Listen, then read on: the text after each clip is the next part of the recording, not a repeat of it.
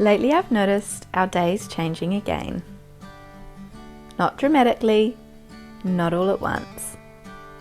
Just in those small ways that slowly begin to shape family life without anyone really announcing it. The light feels different. The afternoons feel shorter somehow. And even though the weather has still been mild here, we can feel winter getting closer.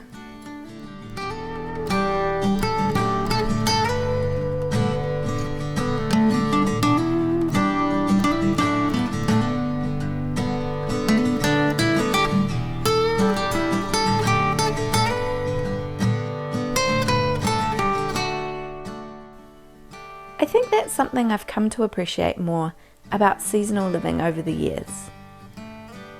It's not always about temperature. Where we live, winter doesn't arrive with snow or frozen mornings. Sometimes autumn ends with warm afternoons and golden light, and days that almost feel like summer again. But somehow, we still feel the shift. In our energy, in the way we spend our time, in what we're craving, and how home begins to pull us back in again. And this week really felt like that for us. We found ourselves wanting to be outside as much as we could while the days still felt gentle.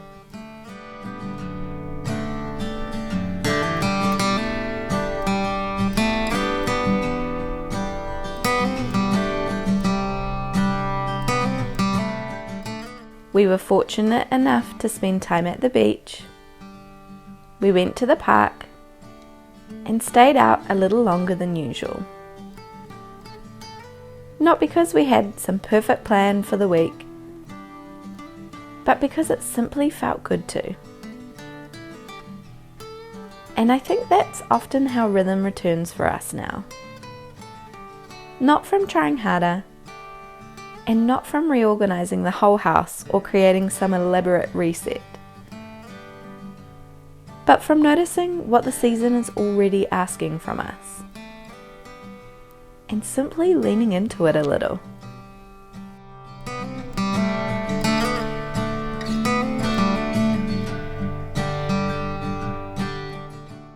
Summer and early autumn always feel fuller socially for us somehow. There's more movement, more outings, more noise, more saying yes to things. And by the time we reach the edge of winter, I usually notice that all of us are ready for something quieter again.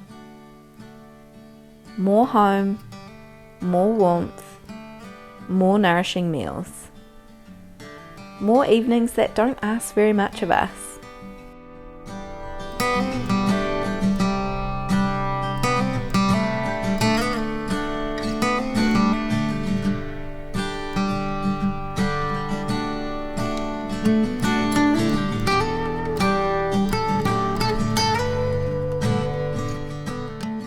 This week we made a big pot of soup together. And honestly, it felt like one of those little turning points in the season. Nothing particularly special, but also deeply special at the same time. I love that about ordinary meals. Things you've forgotten since last year and they pop up again.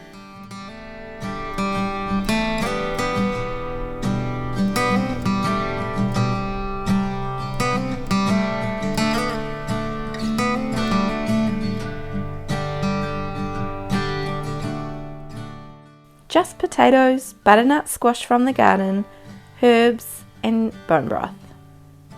Simple things. But I think those kind of meals change the feeling of the whole week sometimes. Especially this time of year.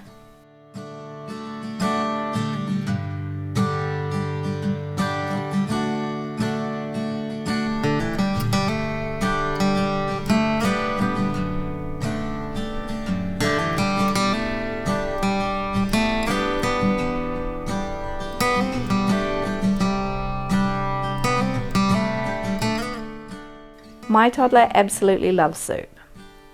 so I made enough for lunches through the week ahead, which always feels like such a gift to my future self.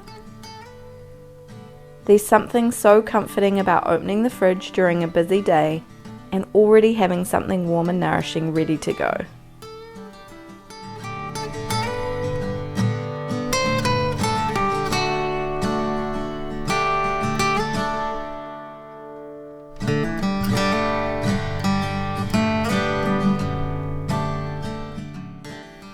And while I wasn't cooking, I cut up the rest of our squash at the same time, so it would already be prepared for meals later in the week. I've been trying to do more of that lately. Not intense meal prep, that's not me. Just little ways of making life softer for ourselves later on.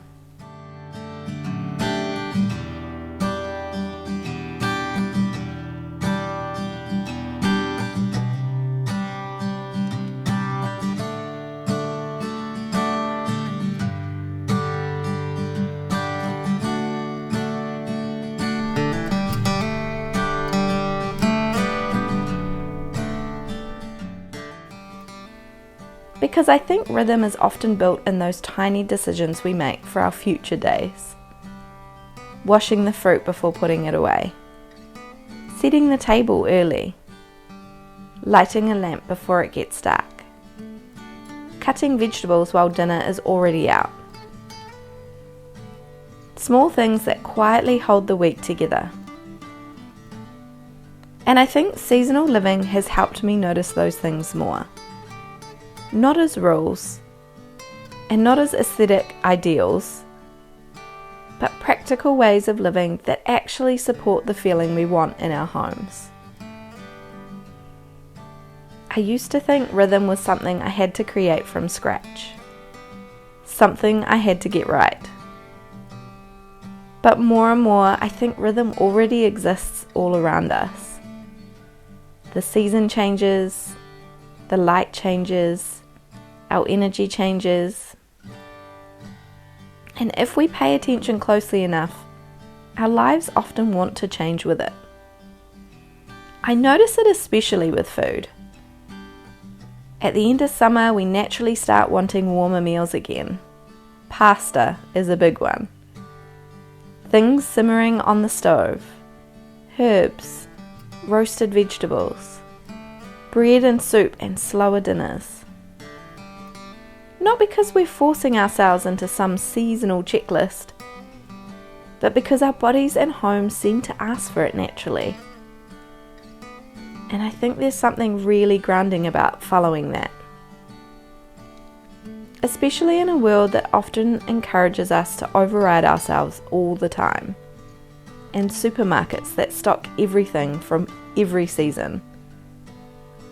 We ignore tiredness. We push through slow seasons. We stay productive. And we keep everything the same all year long.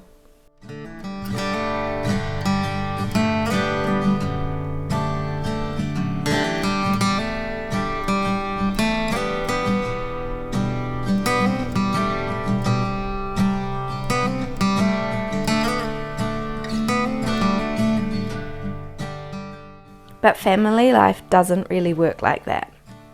At least ours doesn't. There are seasons where we're outside constantly and barely home.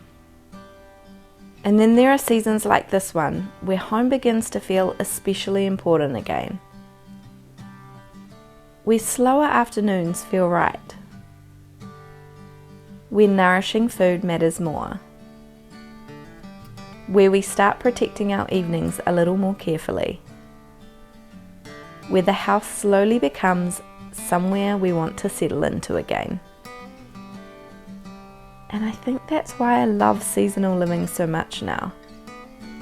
Not because it makes life perfect, but because it helps me stop fighting the natural shifts that are already happening.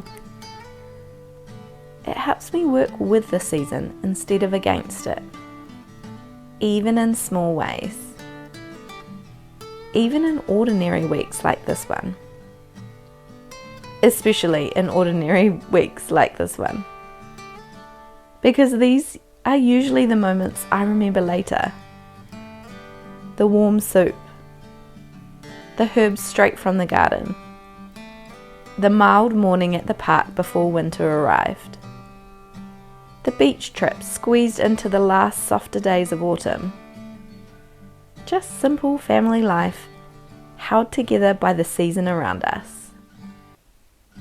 And maybe that's what rhythm really is in the end. Certainly not perfection, and not beautiful routines every day. Just learning to notice what this season of life is asking from us, and responding gently to it. And lately, I think ours has been asking us to slow down a little, to gather closer again, to nourish ourselves well, to spend time outside while we still can, and to let winter arrive slowly instead of resisting it. So that's exactly what we've been doing this week. And if you're wanting a few gentle ways to bring the feeling of the season into your home too, I've been creating seasonal rhythm guides built around simple stories and the quiet themes each season carries with it. Home rhythms that help the season feel lived in, especially during the ordinary days. I'll leave them linked below if you'd like to step into the season alongside us too. Thanks for joining me, and I'll see you next week, friends.